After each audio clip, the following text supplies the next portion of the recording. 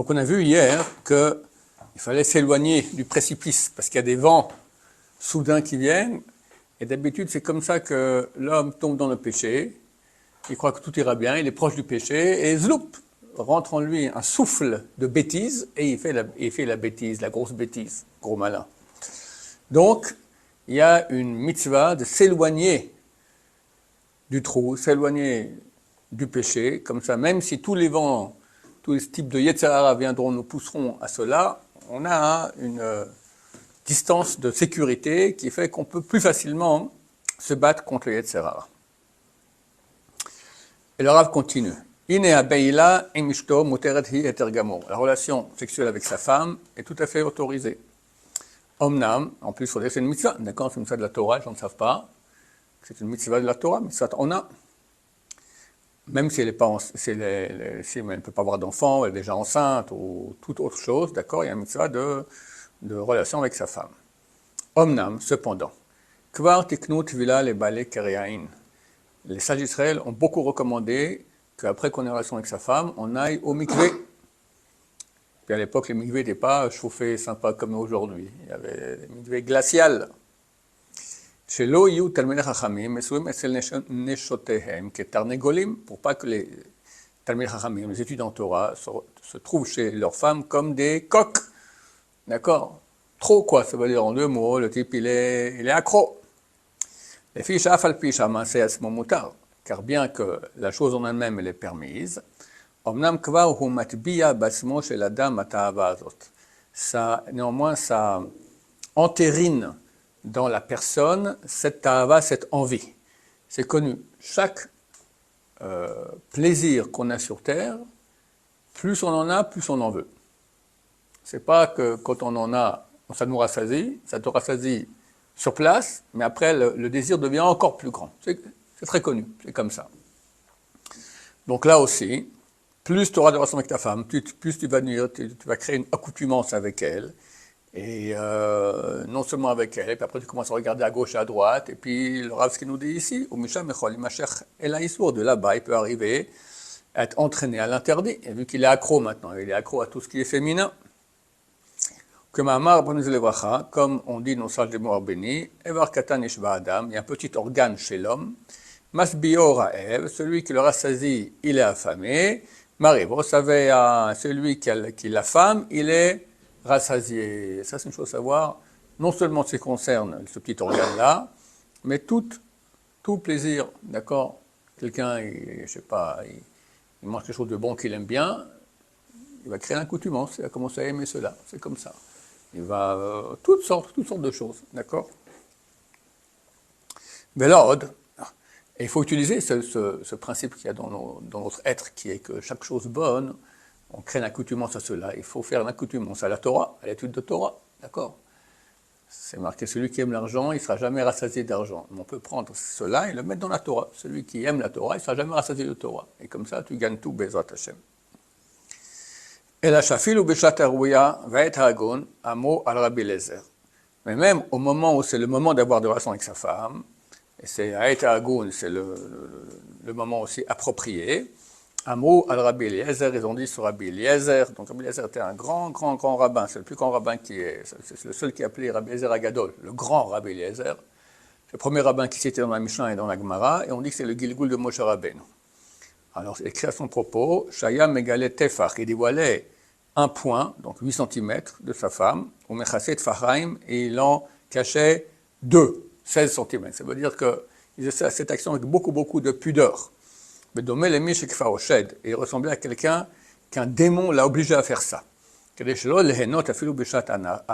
Pour pas jouir, même au moment de sa jouissance. Bon, c'est Rabbi Eliezer, c'est pas nous, mais il faut savoir qu'il faut essayer de moins profiter, comme ça on sera moins addicté à cela.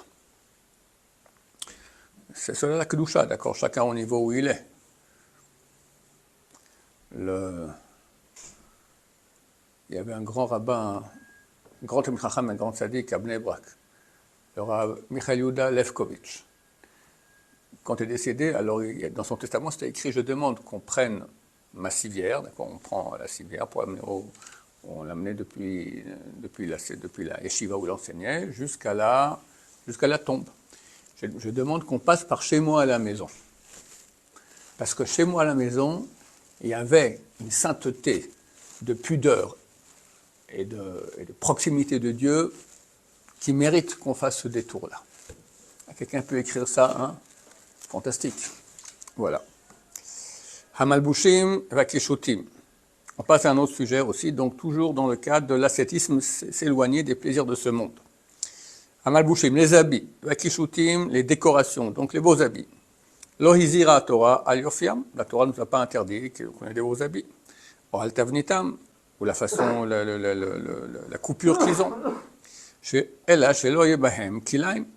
Seule chose qu'il faut faire attention, qu'il n'y ait pas dedans du chatnez, du lin et laine mélangés. Et attention, beaucoup de gens se disent non, il n'y en a pas, il y en a, d'accord.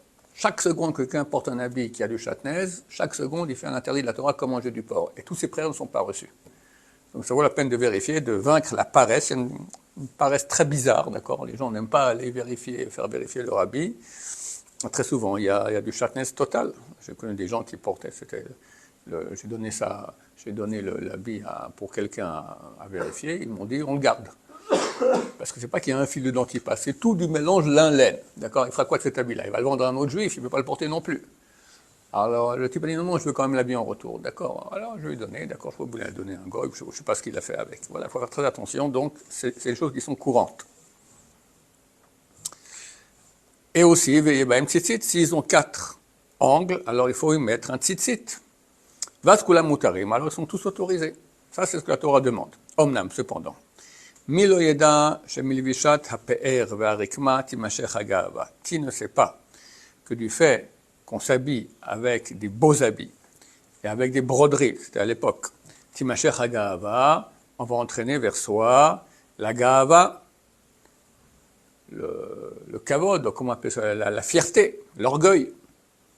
La gamaznut igbalba. Et aussi, la débauche sera en borderline. Iqbal, c'est border. Iqbal, c'est la frontière, d'accord. Ça sera. Tu mets des beaux habits, il y a des femmes qui vont te regarder, évidemment, pauvre type. Milvad akina vatava varosh agadim shachim mikol mashu yakar el adam lasigo. Sans parler de la jalousie que ça va créer, l'envie, la roshek. Les gens vont rouler d'autres pour avoir ces habits-là. Qui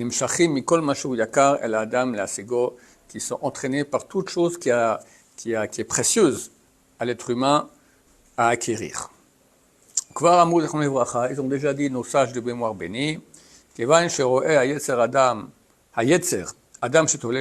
lorsque le Yetzer Hara, le mauvais penchant, voit un homme, il commence à marcher de façon distinguée, mais Mashesh Begadav, il touchonne comme ça ses habits pour voir qu'ils sont bien. Ça, c'est le Bessaro, il touche un peu ses cheveux comme ça aussi pour les arranger. Amar, le Yetzer va dire, Zécheli, lui, il m'appartient. Voilà. T'es à moi déjà, mon cher pauvre type. Hatioul Vadibour, la promenade et la discussion. Et maintenant, Bidvar Assour, ce n'est pas une chose interdite, on ne parle pas de choses interdites. Vadaï din Torah mutaru, du point de vue de la Torah, c'est complètement permis.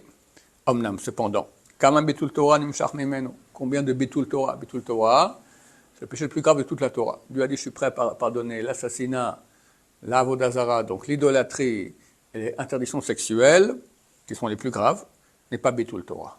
Quelqu'un peut étudier et perd son temps. Alors, s'il fait une pause, il a besoin un peu de se remplir de s'oxygéner, aucun problème. C'est marqué bitula ou kiyuma. Le fait d'annuler l'étude, c'est ça son existence même. Parce qu'on peut pas, on n'est pas des machines qui peuvent étudier non-stop.